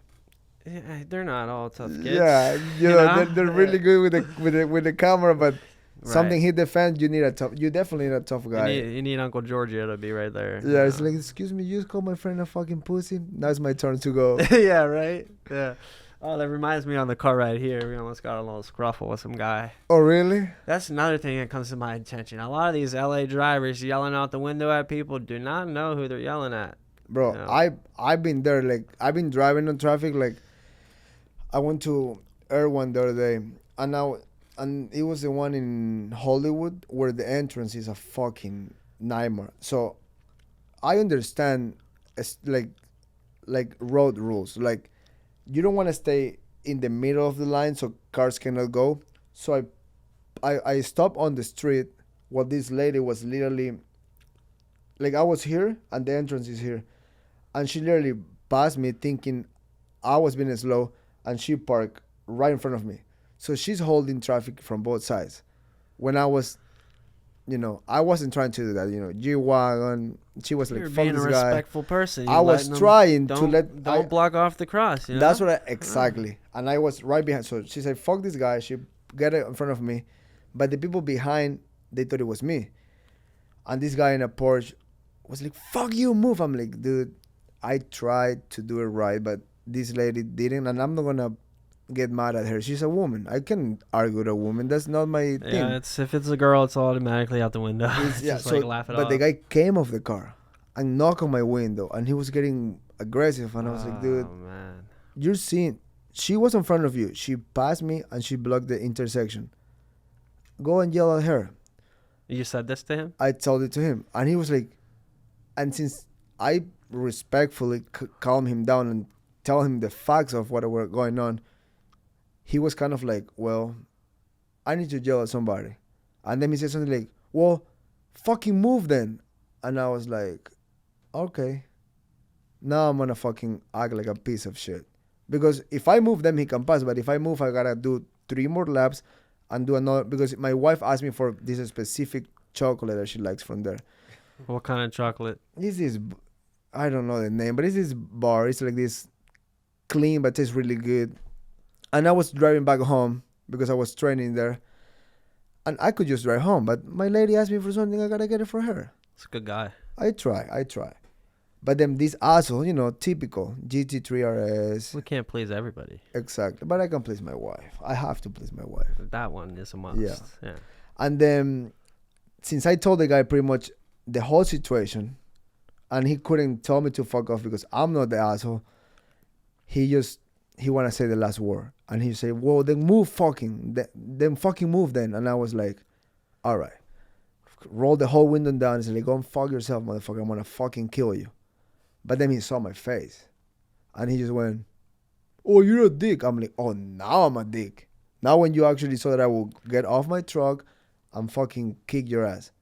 So he jumped back in his car, GT3 RS. You know how those Porsche owners are. And I got a few friends that have one. They're very nice. But this one was a dick. Right. It's all fucking. The number one thing is, it's all yap until us fighters, right? At least, like, I feel like me and you are the same. Someone be yapping. We're not going to fight right away. I can fight you, dude. It's whatever. But if you want to be an asshole to the point where you piss me off where I'm ready to fight, and then the second you see I'm not playing around anymore, bro, it's all talk for them. They have fucking run away. He jumped back in his car and started going, rum, rum. I was like, okay, now you got a cute car, dude, but my fucking truck will go over that little shit. I tell you that right now. So he just literally just blocked me, almost hit the people in the other lane, and just speed up 0 to 60 in 1 second until 10 foot away to the red line. I was like, okay, you did all that for nothing, dude. Have a great day. And he still doesn't know who he was talking to, huh? No, he don't know. He has But no you can idea. tell tan top, cute haircut. I'm like, dude, just go home and jerk off. Fuck off. Yeah. You know what? It's always the guys that don't know how to fight that start the shit. Dude, you can block me, you can make me break. I'm just gonna be like, cool, dude. It's You don't know. That Yeah. person might be going to the hospital to see his family, or going through divorce, or you just don't know. That's why I never roll my window down. I'm chilling. And also, you don't know who's carrying a fucking gun out there. that too. And I always try to be open minded because, like you said, you don't know. But like you could be going to the hospital. Like you never know what somebody's going through to make them act that way. And it's like I see it all the time where people then end up feeling bad, for what they said or whatever. But like, bro, just because somebody pissed you off doesn't mean you have to go be pissed at the fucking world the rest of the day. True. Let that shit go. Yeah, Let that and shit go. That road rage is real, dude. Yeah. I try to just stay away from that shit. I'm like, first of all, I know I can beat any civilian. But if that fucking asshole is carrying a gun and I came all tough trying to show you I can punch, now what? I'm not bulletproof. So I'd rather just be like, I'm cool. Just keep going. Go jail to the next one. I know how to most fight, fighters- but I'm a big gun guy over here as well. I mean, mine's in the fucking drawer over there. Love that. Love Yeah. that. Yeah. I'm waiting for my CCW now. So I gotta get that. I got mine. now that our boy won, we're not taking our guns away. Oh my God! Don't even get me started on all that, bro. I mean, we can talk Holy about that. shit. I think, and what I love the most is like now, once I get my CCW, every state will respect it. So I don't, because before that I was getting the one in Cali, the one in Nevada, and the one in New York. Yeah. So that can go country wise, but Wait, if- country? You can take out of the country? There's a concealed. You can take well, gun country in to the country. in the US, like Okay. a state to state. My bad. Okay. So Trump just say if you have one in your state, it's gonna be approved in any state. Really? Yes. Oh, that's awesome. When is that going in effect? I mean, I think it's coming soon. Let's go, Trump. Let's go, I'm baby. saying, yeah. But before that, you're only allowed in your state. I know. Yeah. And my people that understand a little more the law, they told me like if you wanna have a concealed carry in the United States, you need to go Cali, New York, and what was the other one to say? Nevada. No, Las Vegas. And Las Vegas. I believe with those three, yeah. you're allowed in the whole country. But Really? now One. one For all. works for everything. That's awesome. Just probably a good disclaimer. Cheeto isn't always right about the laws.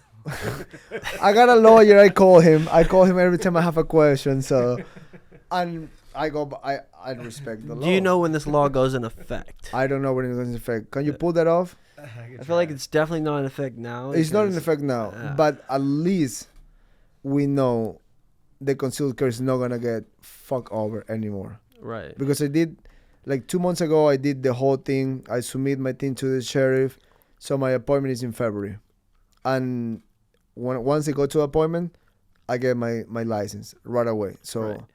I mean, it's only 2 months apart Yeah. or 3 months apart, but it's coming. But at least we know we're not getting fucked over, because taking the guns away doesn't help anything. People with mental illness, Yes.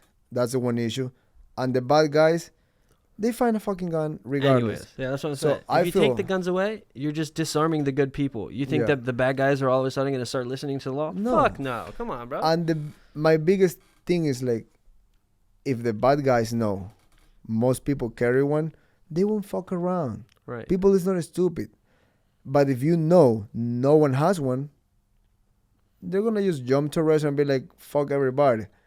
Go and try that in Arizona and Texas and see what happened. Yeah. You don't see that shit happening there. You don't see guys just robbing people like left and right because they know I the whole feel- fucking restaurant is carrying one. So Trump Yeah. has promised a concealed carry reciprocity, and what it basically means is that if it goes through, if you have a concealed carry permit in your state, you will be able to carry your permitted weapon across the nation, even in states that do not honor out-of-state concealed carry permits. Right on Trump. Big Trump, 47, guys. baby. 47, baby. That's Actually, beautiful. Georgio, I got a random question. Like, Yeah. you're a country boy, you know, like you're talking to Chito, you're on the same page about a lot of stuff. Like, what's it like being in the belly of the woke beast with your values? Because you're in the content game, you're in the social media game. Do you get a lot of friction? Do you get a lot of rub back? Do you? Do you mean like in what sense? Well, just because like LA is a blue city. What's it like being in here? No, just like for like just being, who you are. Okay, Like, got do you. people got hate you. on Got you? you. Do they talk shit? Do they, as far as your? I'm pretty political adaptable. I typically don't let people know which side I'm on unless I know they're on the same side. Yeah. One thing I will say about being in LA is that it's like back asswards from Ohio. Everything that is like normal here, if it was over there, you would be like, Slap. yeah, slept. Yeah, yeah. Same with Ecuador. Like, it's just crazy. But I think everything just happened right, and now things are gonna be just right. So Yeah. I think we're good. I think we're really good. Future's bright, huh? Future's bright. I mean, you can fuck with weapons. We all need weapons, and it's not the weapons are not the problem. It's the people on prescription a problem. The bad drugs, the bad diet, the whole fucking bad things going in here. Weapons they don't do nothing to people. The gun doesn't pull the trigger itself. It's us. So if you're responsible, if you learn the law and you know how to use them, I tell people, like, I got told this from my guy, I got the conceal. This is not about just getting a conceal. You gotta be in the range practicing. I go almost every month.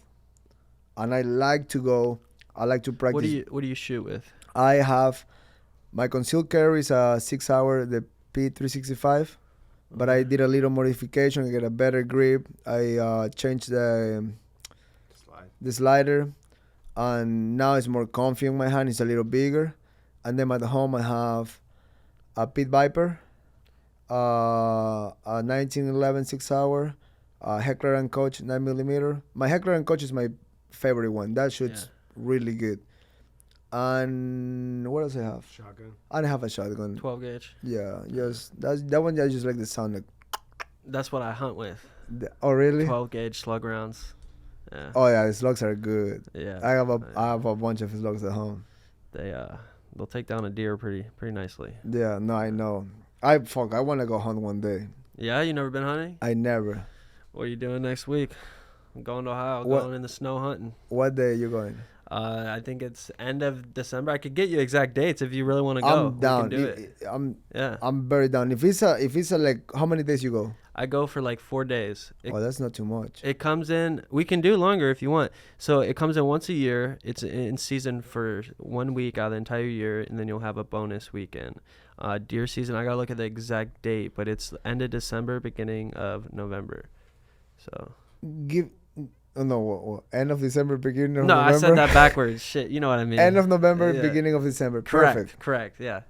Give me exact dates. So I'm going home on the 26th, so Tuesday, and then it'll be like 2 days. I'll give you exact dates before I leave today. Perfect. Yeah, because that's one thing I've been asking every friend that hunts. I'm like, I carry your shit. I love outdoors. I'll be happy. Bro, you can come with me. Well, you stay at my place. We'll drive up. We'll go hunting. It's beautiful. And there's nothing like waking up at like 4 a.m, walking in the fucking pitch black woods with your flashlight, walking in, like climbing up a tree up into your deer stand, and then watching sunrise, watch all the animals come out, and then you take a break around lunch, but then you're out there till sunset. That's it's so healthy. Beautiful for the mind. It's so, dude, I just enjoy so much about it. When I do long distance running, I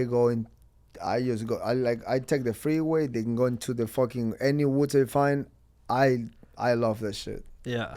You will see me happy doing shit like that. Yeah. What about like tearing up on like 4-wheelers and dirt bikes and shit? You love doing that shit? I feel like I love that shit. Yeah, bro. See, we would be friends. Yeah, no, 100%. If bro, every time, let's see, me and my wife are driving the car, and like here in Newport, in Costa Mesa, we don't have like dirt roads.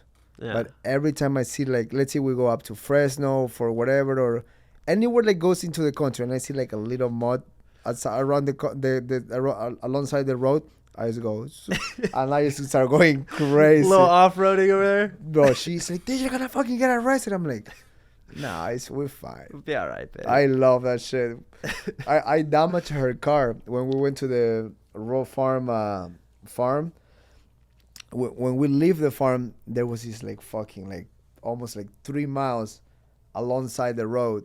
It was just mud, but like I didn't know how deep it was.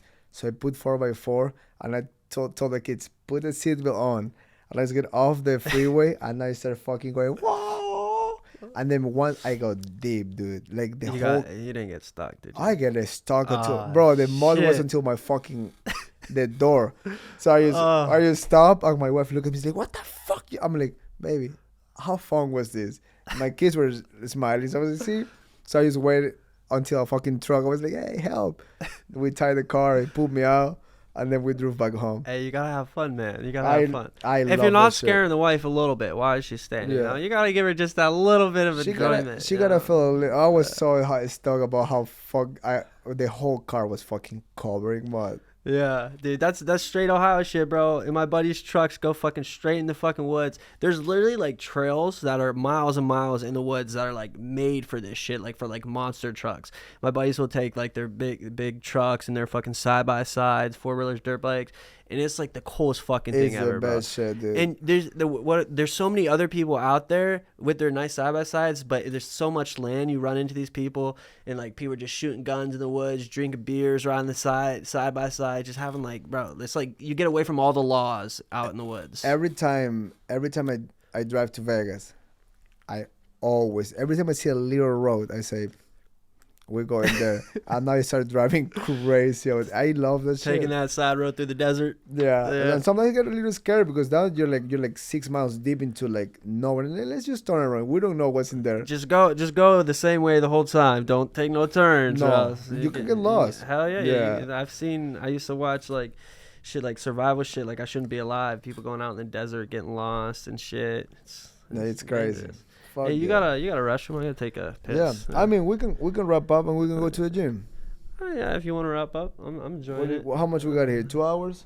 Oh shit. 150. 150? Oh, we good. We covered it. We covered some land. Yeah. We talked guns, wrestling, videos, kicking Bradley's Martin ass. Hey Bradley, I want a rematch. Come on, dude. I feel like we weren't on the mat and you cheap shotted me, and everybody in my comments wants to see us running again. Number 2, I referee the second one. This is a great idea. I come to the very gym. great idea. I get some curls on the side. We do it. We'll make it happen. Thank you, brother. Yes, sir. Appreciate you. Thank you, Chito. It was a pleasure. Thank you, bro. My pleasure.